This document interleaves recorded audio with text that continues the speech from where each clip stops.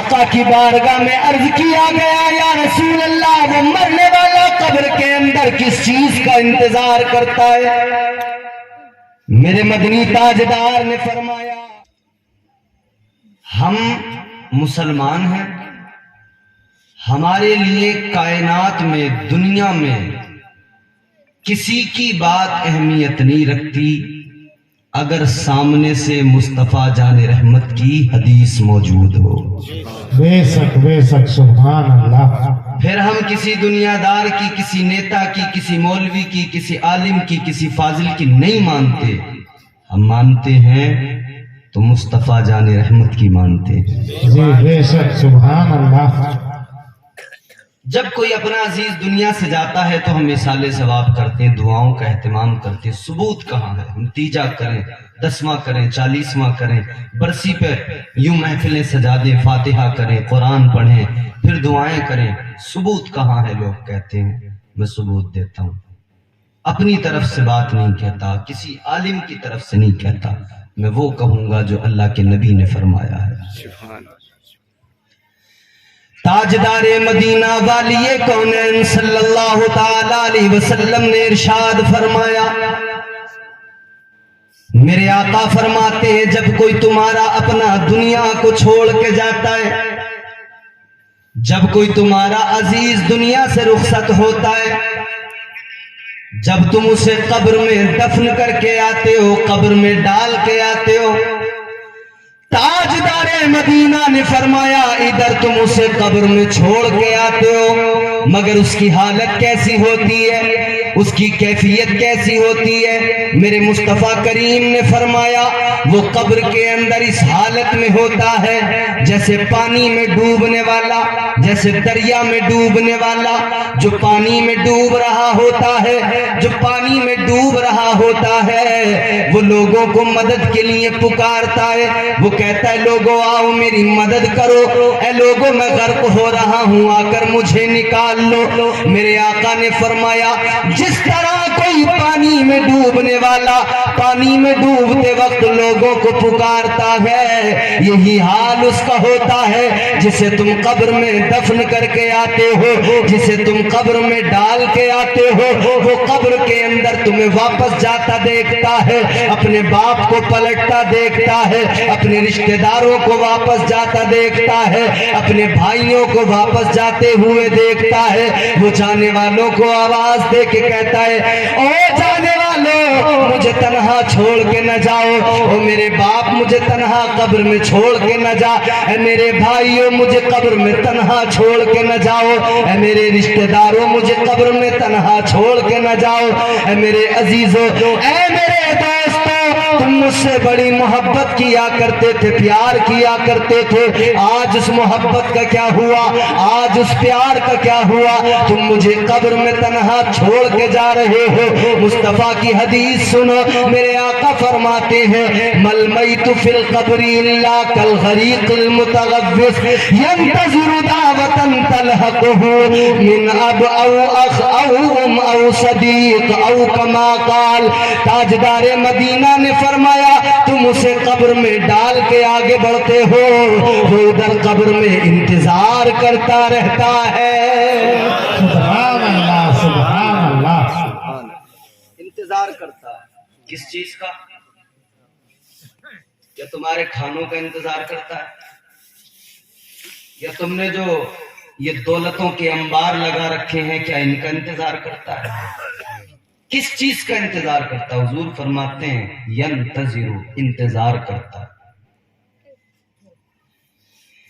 आका की बारगाह में अर्ज किया गया, या रसूल अल्लाह, वो मरने वाला कब्र के अंदर किस चीज का इंतजार करता है? मेरे मदनी ताजदार ने फरमाया, एक जुमले में आका ने बात को मुकम्मल किया। मेरे मुस्तफा ने फरमाया, वो मरने वाला जिसे तुमने कब्र में तन्हा छोड़ दिया, किसी और चीज का इंतजार नहीं करता, दावतन, वो तुम्हारी दुआओं का इंतजार करता है। तुम्हारी बेशक दुआ कर। آج جو محفل سجی ہے اسی لیے تو سجی ہے کہ اللہ رسول کا ذکر ہو، پھر دعا کی جائے، جی جی پھر مرحوم کے لیے دعا کی جائے، مرحومین کے لیے۔ اب سنیں، دو فرشتے اللہ نے ساتھ لگائے ہیں ہر انسان کے۔ دعا والی بات سنیں اور یہ بھی روایت سنیں، انشاءاللہ آپ پوری طرح سے اس کو سمجھ لیں گے۔ میں نہیں چاہتا کہ شور شرابہ ہو اور آپ کی سمجھ میں کچھ نہیں آئے، چاہتا ہوں میری تقریر کی دو چار باتیں بھی اگر آپ کو یاد رہ گئی، میرا آنا، تقریر کرنا، یہ آپ کا جلسہ سجانا، لوگوں کو بلانا، مہمانوں کو جمع کرنا، سب کامیاب ہو جائے گا۔ سبحان اللہ سبحان اللہ۔ دعاؤں کا انتظار کرتا ہے، تو اگر ہم دعا کریں تو کیا دعا کا کوئی فائدہ پہنچے گا؟ آقا کی بارگاہ میں عالم خیال میں عالم رویا میں اگر سوال کرو تو جواب وہی آئے گا جو 1400 سال پہلے میرے مصطفیٰ کریم نے فرما دیا تھا۔ سبحان اللہ بے شک۔ تاجدار مدینہ والی کونین صلی اللہ تعالی علیہ وسلم نے فرمایا، میرے مصطفیٰ کریم نے 1400 سال پہلے اعلان کر دیا، فَأَنزَلَ اللَّهُ تَعَالَى عَلَىٰ أَهْلِ الْقُبُورِ كَأَمْثَالِ الْجِبَالِ مِنْ دُعَاءِ أَهْلِ الدُّنْيَا۔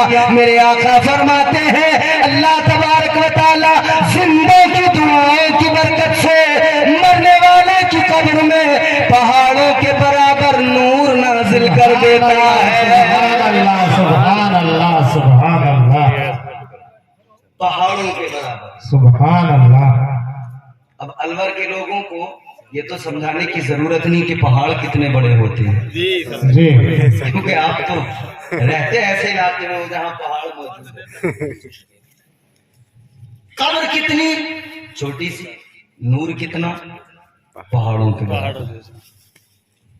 قبر کیا ہے؟ 2 گز زمین کا ٹکڑا، اور وہ 2 گز زمین اگر قبر کی حقیقت سن لو نا، اللہ نے قرآن میں فرمایا نا، منہا خلقناکم وفیہا نعیدکم ومنہا نخرجکم تارۃ اخری۔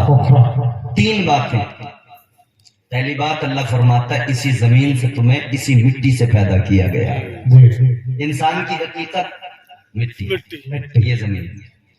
دوسری بات فرمایا پھر تمہیں دوبارہ اسی مٹی میں ملا دیا جائے گا، جی مرا انسان اسی مٹی کے سپرد کر دیا گیا۔ تیسری بات پھر اسی مٹی سے تمہیں اٹھایا جائے گا۔ 3 باتیں، میں تینوں باتوں کو صرف آپ کو سمجھانے کی کوشش کروں گا، اور یہ اگر 3 باتیں آپ نے سمجھ لی تو انشاءاللہ تعالی محظوظ ہوں گے آپ۔ پیدا کیا گیا اسی مٹی سے، اسی میں واپس ملایا جائے گا۔ تو پیدا کیا اللہ نے اسی مٹی سے، تو ذرا سا اس فلسفے کو سمجھ لیں، پھر ملایا جائے گا، اس پہ تبصرہ کریں گے۔ اللہ نے انسان کو پیدا کیا اسی زمین سے، اسی مٹی سے۔ اصل کیا ہے؟ یہ مٹی، یہ زمین۔ پہلے انسان کو جب اللہ نے بنایا تو پہلے انسان کون ہے؟ حضرت آدم علیہ السلام، نسل انسانی کے بعد۔ بات سمجھ میں آ رہی ہے آپ کو؟ آ رہی ہے؟ نیند تو نہیں آ رہی ہے؟ نہیں ہاں دیکھو، نیند میں کام خراب ہوتا ہے۔ نیند میں کبھی کبھی ایسا ہو جاتا ہے کہ اگر ہم کہیں دلی میں قطب مینار ہے تو لوگ سمجھ لیتے ہیں دلی میں کتا بیمار ہے، بہت پریشانی ہو جاتی ہے، بات کہیں سے کہیں نکل جاتی۔ غور کریں، دنیا کے پہلے آدمی، دنیا کے پہلے بشر جناب حضرت آدم علیہ السلام، تمہارے میرے باپ، نسل انسانی کے باپ کو اللہ نے پیدا کیا۔ حضرت آدم کو پیدا کرنے کا جب اللہ نے عزم مصمم ارادہ کر لیا، اللہ نے فرشتوں سے فرمایا، اے میرے فرشتوں سنو، اللہ کا قرآن میں اعلان ہے، اللہ تبارک و تعالیٰ نے فرما دیا، وَإِذْ قَالَ رَبُّكَ لِلْمَلَائِكَةِ إِنِّي جاعل فی الارض خلیفہ۔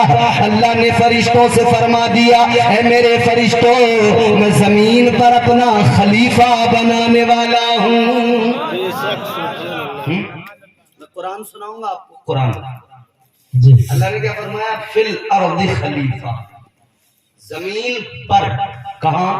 زمین پر۔ زمین پر اپنا خلیفہ۔ یعنی یہ بات تو طے تھی کہ پہلا انسان بناتے وقت ہی اللہ نے کہہ دیا تھا کہ میں رکھوں گا زمین پر۔ جی اسی لیے اللہ نے فرمایا منہا خلقناکم، اصل تمہاری مٹی ہے۔ مٹی اور اس اعلان میں بھی اللہ نے کہہ دیا زمین پر رکھنا ہے۔ مگر غور کریں، یہاں پہ ایک بڑی نفیس بات بتا رہا ہوں میں آپ کو۔ اللہ نے انسان کو پیدا کیا تو پیدا اسی مٹی سے کیا، مگر زمین پر پیدا نہیں کیا، پیدا کسی الگ مقام پہ کیا۔ یہ علماء ہیں، تصدیق کریں گے۔ اللہ تبارک و تعالیٰ نے پروردگار عالم نے انسان کو پیدا کیا کسی اور مقام پر۔ چلو پیدا جہاں کر دیا تھا، بنا دیا تھا، مگر اللہ نے تو فرمایا تھا زمین پر اپنا خلیفہ بناؤں گا۔ تو اللہ تبارک و تعالیٰ نے بنانے کے فوراً بعد میں زمین پر کیوں نہیں بھیجا؟ اللہ نے بنانے کے بعد میں فوراً زمین پر نہیں بھیجا، بلکہ پروردگار عالم نے پہلے حضرت آدم علیہ السلام کو جنت میں بھیجا۔ سبحان اللہ سبحان اللہ۔ بنانے سے پہلے اللہ نے فرمایا زمین پر اللہ کی منشا یہی تھی انسان زمین پر رہے گا۔